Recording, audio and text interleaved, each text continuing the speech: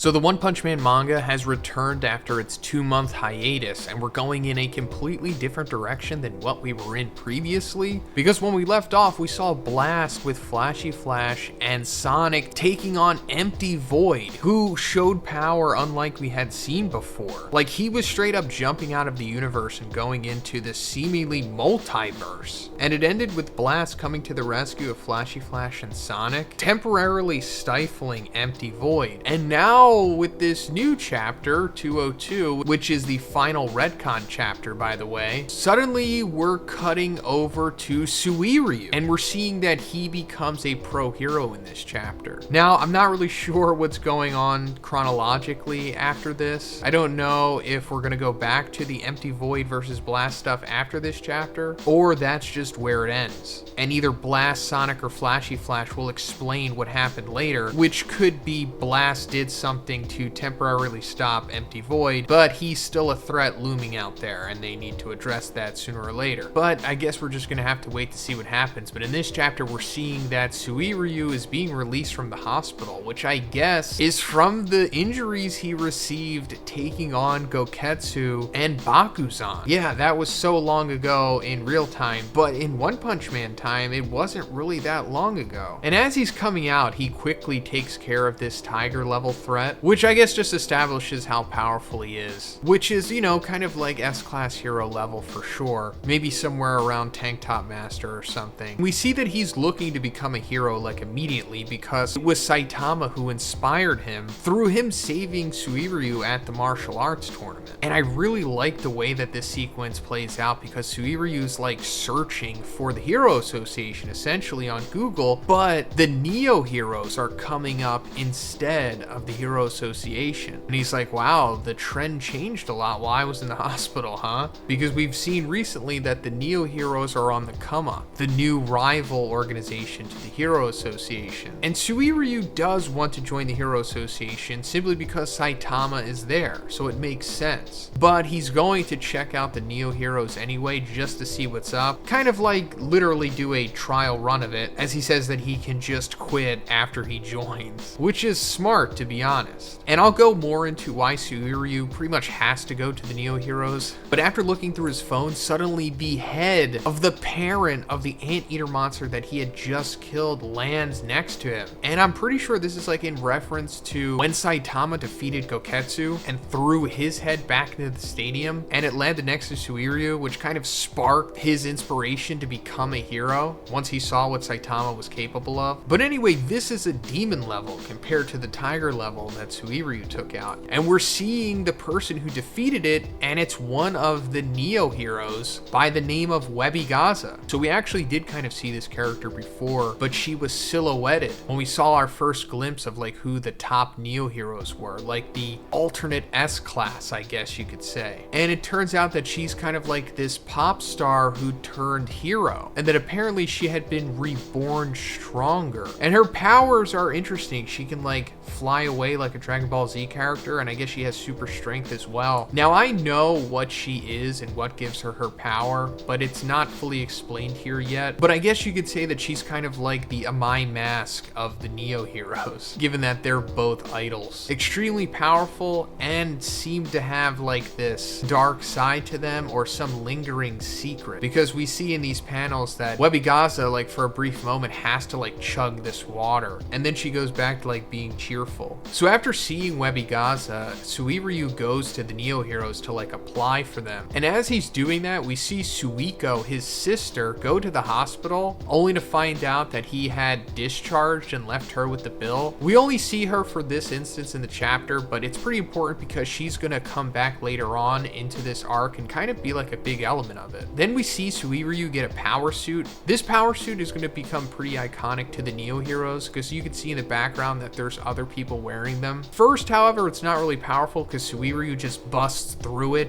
basically just flexing. But because he did that, he's forced to stay with the Neo heroes to pay them back for the suit. So this is how Suiryu gets trapped into becoming a Neo hero and not a member of the Hero Association like he initially wanted, to be able to work under Saitama or with him. This goes back to what I said about how Suiryu pretty much had to become a Neo hero, and that's because in the webcomic, he is a Neo hero. His story is also very different in the webcomic as well, since he was a relatively new character in that continuity. There was no martial arts tournament or anything like that in the webcomic, so he kind of just showed up at this point and became a Neo hero. He didn't really have any kind of history with Saitama to have this motivation that he has in the manga. So I like the way that one kind of blended those two stories together to make the one in the manga make more sense. And in the final panel here, we see him shaking hands with Metal Bat while he's being observed by Sitch. We found out that they both joined the Neo Heroes to kind of be undercovers for the Hero Association, essentially. So it's possible that they might get chummy with Suiryu and try to pull him over to the Hero Association eventually. But yeah, this is just the beginning of the Neo Heroes arc, essentially, or the Neo Heroes saga, I guess you could say, since there's a few other arcs we kind of have to get through before we get into the meat of this arc. So far for the Neo Heroes, we've seen that they have Child Emperor, Metal Bat, Excel,